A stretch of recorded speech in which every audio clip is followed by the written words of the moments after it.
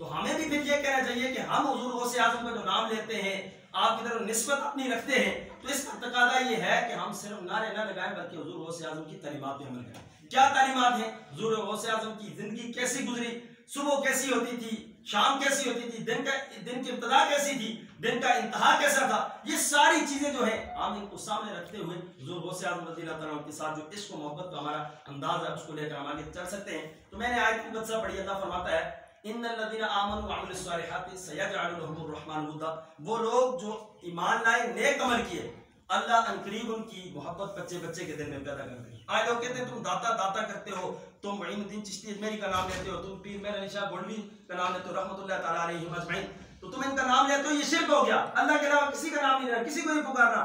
तो हम कहते हैं ये तो पुरानी फैसला है। कुरान कहता है कि जो लोग ईमान लाएंगे, नेक अमल करेंगे, अल्लाह को राजी करके दुनिया से जाएंगे, अल्लाह उनकी मोहब्बत बच्चे बच्चे के दिल में पैदा फरमा देगा। सयजअलु लहुमुर रहमानु वुद्दा, अल्लाह ने खुद फरमाया मैं उनकी मोहब्बत बच्चे बच्चे के दिल में। आज देखिए हमने गौसे आजम का जमाना नहीं देखा, हमने दाता अली हजबेरी का जमाना नहीं देखा, हमने किसी इन बड़े औलिया में से जमाना किसी का नहीं पाया, लेकिन फिर भी हम इनके नगमों से अपनी जबानों को तर रखते हैं। वजह क्या है? अल्लाह ने खुद वादा फरमा दिया है कि ये लोग मुझे राजी करके गए हैं, लिहाजा मैं इनकी जबानों से, इनके जिक्र से हर एक की जबान को तर फरमा दूंगा। तो सामीन मुहतरम, ये अजमतों वाले लोग हैं और इन अजमतों वाले औलिया की, चलो मैं औलिया के मुतालिक एक रिवायत आपके सामने अर्ज करूं।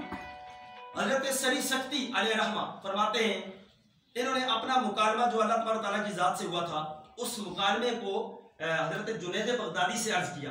फरमाने लगे ये दोनों अल्लाह के वली हैं, जुनैद बगदादी भी और हजरत सरी सख्ती रहमतुल्लाह तआला ने। तो जुनैद बगदादी फरमाते हैं हजरत सरी सख्ती मुझे फरमाने लगे कि आलम रूहानियत के अंदर मैंने अपने रब का दीदार किया, आलम रूहानियत के अंदर, तो रब मेरा मुझसे कलाम कर रहा था, मैं सुन रहा था। तो अब सरी सकती हजरत जुनैद बगदादी बताते हैं कि अल्लाह ने मुझे एक मिसाल देकर समझाया अपनी मोहब्बत करने वालों के अंदाज को, एक मिसाल दी। कैसे?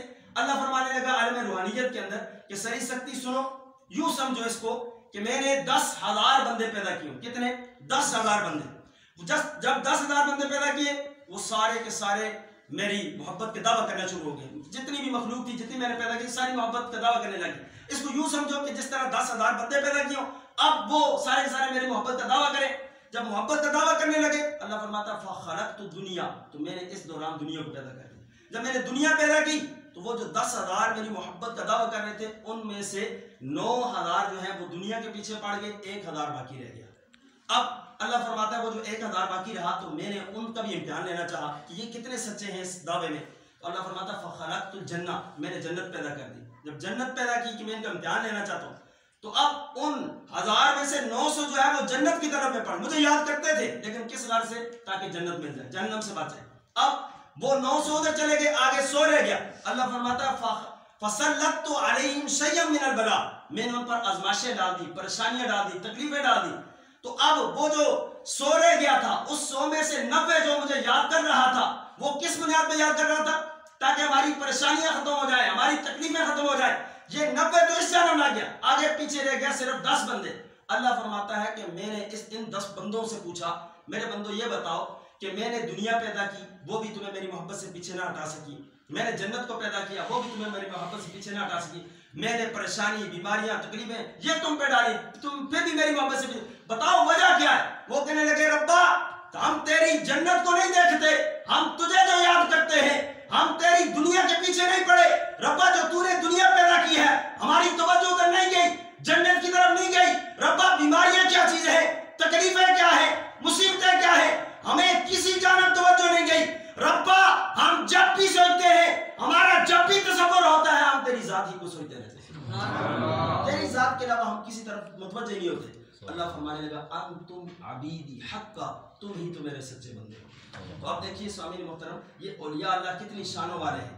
वली होता ही वो है जो अल्लाह का हो जाए, सारी दुनिया से कट जाए, रब की मोहब्बत में डूब जाए, इसी को तो वलीउल्लाह, अल्लाह का दोस्त कहेंगे। तो अल्लाह का दोस्त बन गया जो, तो अब उसको बाकी किसी चीज की क्या जरूरत है? तो स्वामी मोहतरम, इमामुल औलिया, सरताजुल औलिया हुजूर गौसे आजम की शान के क्या कहना है? हुजूर गौसे आजम रज़ियल्लाहु तआला अन्हु के करामात में से करामत आपको समझा करूं।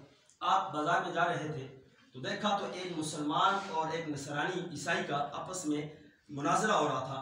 तो वो जो नसरानी था, ईसाई था, वो अपने नबी की शान बयान कर रहा था, ईसा अलैहिस्सलाम की, तो उस पर दलाइल दे रहा था। और जो मुसलमान था वो अपने नबी इमाम अंबिया सल्लल्लाहु अलैहि वसल्लम की अजमत बयान कर रहा था, इस पे दलाल दे रहा था। हुजूर गौसे आज़म भी वहां जाकर तशरीफ फरमाओगे। तो जब दोनों का आपस में मुनाजरा हो रहा था, गुफ्तगू हो रही थी, बास हो रहा था, तो इस दौरान वो जो नसरानी था उसने कहा मेरे नबी को रब ने ये शान दी है कि मेरे नबी जो है मुर्दों को जिंदा करते हैं, तो तुम बताओ मुसलमानों तुम्हारे नबी कितने मुर्दा जिंदे किए आज तक, बता दो, उसकी तादाद बता दो। तो वो मुसलमान खामोश हो गया, बोला ना, 70 तारी हो गया उस पर। हुजूर गौसे आज़म रज़ियल्लाहु ताला को ये बात नागवार गुजरी। आपने फौरन उस नसरानी को मुखातब करके फरमाया कि तू कहता है तेरे नबी ईसा अलैहिस्सलाम को रब ने ये शान दी है कि आप मुर्दा जिंदा करते हैं, ठीक है। मेरे नबी का इमाम अंबिया सल्लल्लाहु अलैहि वसल्लम का सबसे अदना मौइज़ा ये है, मैं उनका सबसे अदना गुलाम हूँ, तो मैं अल्लाह की अता से मैं जो है तू जौन सा मुर्दा मुझे बताएगा मैं उसको जिंदा करके तेरे सामने खड़ा कर दूंगा, तू उसका नाम ले। वो ईसाई कहता है चलो कब्रिस्तान चलते हैं, लेकिन कब्रिस्तान या पुरानी कब्रिस्तान में वहाँ एक पुरानी कब्र के पास खड़ा किया, कहता है इस कब्र वाले को उठा दें। आपने फरमाया इस कब्र के अंदर जो बंदा है ये कवाल है, कवाली का शोबे में था, तो मैं अभी इसको उठाता हूँ। फरमाया तू अपने जो नबी की अजमत बयान कर रहा था, हम भी उनको मानते हैं, उनकी शान को मानते हैं, लेकिन तेरे नबी जो मुर्दों को जिंदा करते हैं तो ये जुमला इरशाद फरमाते कुम बिइज़्निल्लाह, तो मैं तुझे ये बताता हूँ मेरे नबी को रब ने ये शान दी है, मैं उनका अदना सा गुलाम हूँ, मैं कुम बिइज़्नी कहूंगा, अल्लाह इस मुर्दे को फिर भी जिंदा फरमा देगा। अब हुजूर गौसे आज़म उस कब्र के पास खड़े हुए तो फरमाया कुम बिइज़्नी, ये जुमला इरशाद फरमाना था कि वो कवाल जो है अपनी कब्र से निकला और वो साजो सामान जो कवाली वाला था लेकर बाहर निकला और कलमा शहादत उसने पढ़ा। तो नसरानी जब ये माजरा देखा तो फौरन कलमा पढ़ के मुसलमान हो गया। अब देखिए मुकालमा क्या चल रहा था, नसरानी कह रहा था मेरा नबी अज़मतों वाला, मुसलमान क्या कहता मेरा नबी अज़मतों वाला, नसरानी कह रहा था मेरा नबी मुर्दे जिंदा करता है, मुसलमान कह रहा था खामोश हो गया। हुजूर गौसे आज़म ने फरमाया कि खामोश होने का मकाम नहीं है, यहाँ बोलने का मकाम है।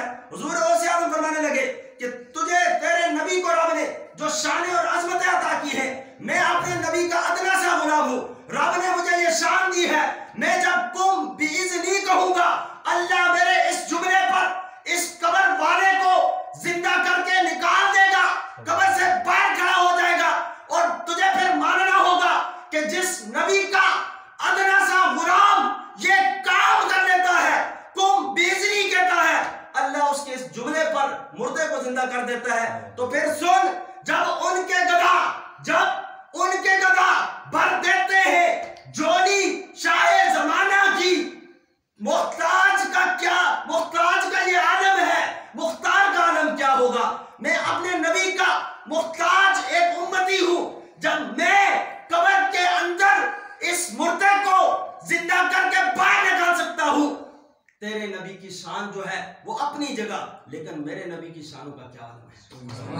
मेरा नबी तो वो है कि जिसका अदना गुलाम भी मुर्दे को जिंदा करके निकाल सकता है। तो तू अपने नबी की जो शान बयान कर रहा था, इमामुल अंबिया की शान का कैसे मुकाबला हो सकता है, वो मुक्तदी है, ये इमाम है।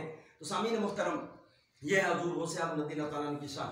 आपकी मजलिस से जिक्र लगी हुई थी, तो ऊपर से रिवायत में आता है कि करामत आपकी बयान की गई है कि जिक्र की महफिल लगी हुई थी, मुरीदीन बैठे हुए थे सारे, तो ऊपर से वो चील गुजरी और शोर मचाती हुई चिल्लाती हुई गुजरी।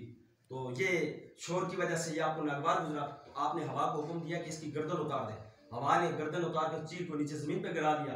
तो अब आपने जाकर उसको उठाया, एक हाथ में रखकर दूसरा हाथ उस पर फेरा और बिस्मिल्लाहिर्रहमानिर्रहीम पढ़ा, तो वो जिंदा होकर उड़ना शुरू हो गई। सारे मजमे वाले हैरान हो गए, इससे बड़ी क्या करामत है हुजूर गौसे आज़म। ये वही गौसे आज़म है ना जो मिंबर पर खड़े होकर जब ये सदा लगाते हैं कदमी हाज़िही अला रकबते कुल्ले वलीइल्लाह, मेरा ये कदम अल्लाह के हर वली की गर्दन पर है।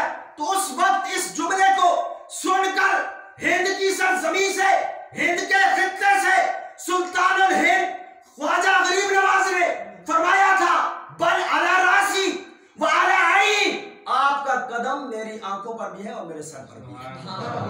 समीर मुहतरम, ये है हुजूर गौसे आज़म, ये इमामुल औलिया है, ये सरताजुल औलिया है, वलियों के सरताज हैं, वलियों के इमाम हैं। रब ने इनको ये शान अता फरमाई है।